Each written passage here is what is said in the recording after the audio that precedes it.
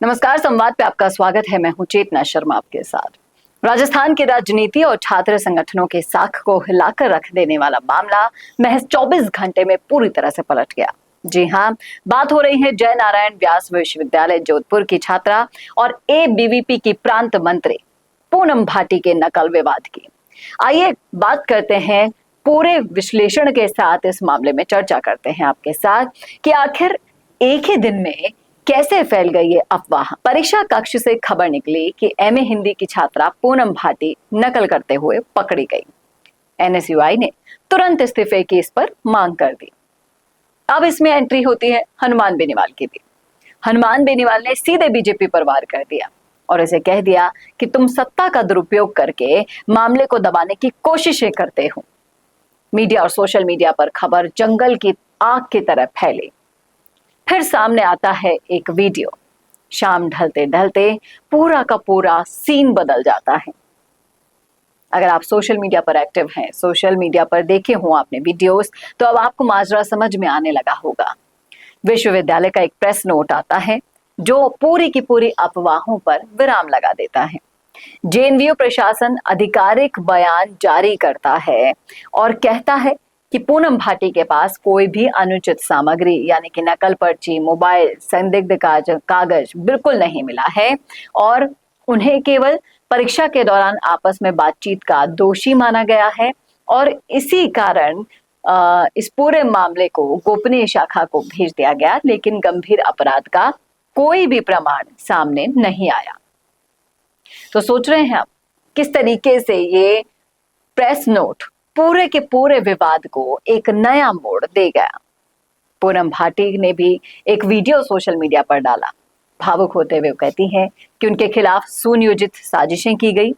उन्होंने हमेशा से परीक्षा की पारदर्शिता के लिए आवाज उठाई है और आगे क्या कहा, चलिए आपको सुनवाते हैं इस वीडियो में। नमस्कार।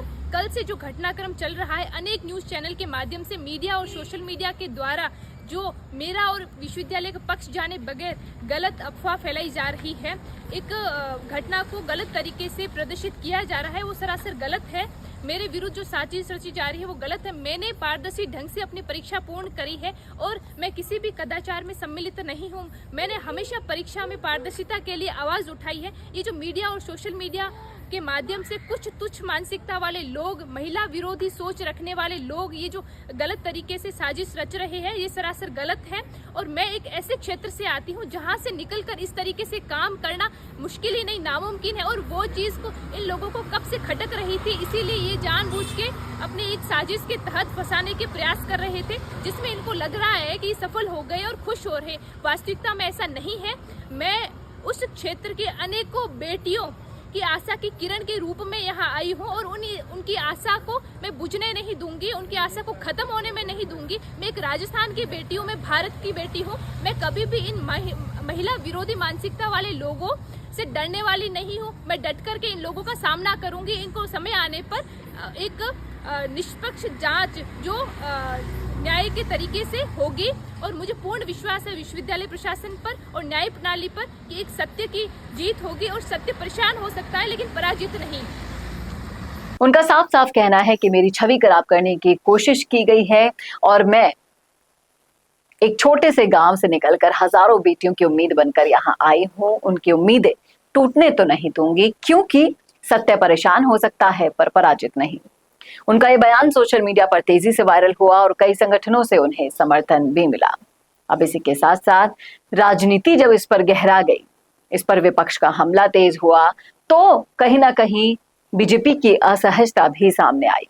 एनएसयूआई ने इसे एबीवीपी की साख से जोड़कर पूनम के इस्तीफे की मांग कर डाली। वहीं हनुमान बेनीवाल ने हमला कर दिया, सवाल उठा दिया कि विधि मंत्री की पौत्री का मामला दबा दिया गया, अब एबीवीपी की नेत्री का क्या होगा। इस तरह से उन्होंने कटाक्ष किया और फिर बीजेपी संगठन रक्षात्मक मुद्रा में तो दिखा, क्योंकि मामला सीधे उनकी छात्र इकाई से जुड़ा हुआ था। और इन सब के बीच में अगर कोई पूनम भाटी को जानना चाहता है तो चलिए आपको बता देते हैं कौन है पूनम भाटी। एनएसएस की सक्रिय सदस्य हैं, जिन्होंने 26 जनवरी 2024 को राष्ट्रीय परेड में राजस्थान का प्रतिनिधित्व किया। वर्तमान में अखिल भारतीय विद्यार्थी परिषद की संगठन प्रांत मंत्री हैं।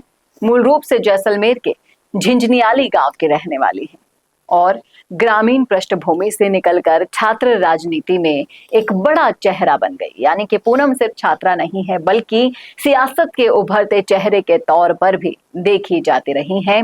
और ये है वो पूनम भाटी। और जो सबसे बड़ा सवाल इस पूरे प्रकरण में निकल कर आता है वो ये है कि ये साजिश है तो किसकी है। जब विश्वविद्यालय ने साफ कर दिया कि ये गंभीर आरोप साबित नहीं हुए थे, तब सवाल ये खड़ा होता है कि ये अफवाह किसने फैलाई। एनएसयूआई को इतनी क्या जल्दी थी कि उन्होंने इस्तीफे की मांग कर डाली, और उनको कैसे ये जानकारी मिली? क्या ये राजनीतिक प्रतिद्वंद्विता का नतीजा था या फिर छात्र राजनीति में उभरते चेहरे को बदनाम करने की कोशिश थी?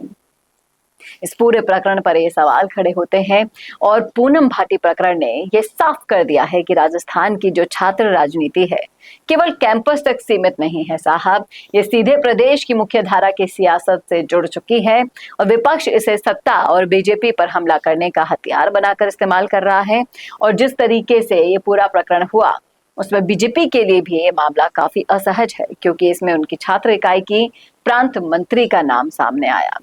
पूनम भाटी आरोपों से तो बरी हो गई, लेकिन अब पहले से ज्यादा मजबूती के साथ महिला सशक्तिकरण और छात्र राजनीति की नई आवाज के रूप में उभर सकती है। क्या कहते हैं आप इस मुद्दे पर? रखिएगा राय कमेंट बॉक्स में। ये जरूर बताइएगा कि क्या आपको लगता है कि पूनम भाटी का ये विवाद उन्हें बदनाम करने की साजिश थी या फिर केवल राजनीतिक प्रतिद्वंद्विता का हिस्सा थी? बताइएगा जरूर कमेंट करके कमेंट बॉक्स में। और ऐसी वीडियोस के लिए देखते रहिए संवाद भारत का। भारत के लिए नमस्कार। क्या आप भी बनना चाहते हैं अपने जिले की आवाज? क्या आपके अंदर है सच दिखाने का जुनून? क्या आप भी रखते हैं समाज को आईना दिखाने का हौसला? तो संवाद न्यूज आपके लिए लाया है एक बहुत बड़ा मौका। जी हां, अगर आप भी बनना चाहते हैं अपने जिले की आवाज और कमाना चाहते हैं पत्रकारिता की दुनिया में अपना खुद का नाम, तो जुड़िए संवाद न्यूज से, जहां 4.5 लाख सब्सक्राइबर से भी ज्यादा का हमारा परिवार है और 10 करोड़ से भी ज्यादा व्यूज है। तो सोच कर रहे हैं, नीचे दिए गए नंबर्स पर आज ही कॉन्टैक्ट करें।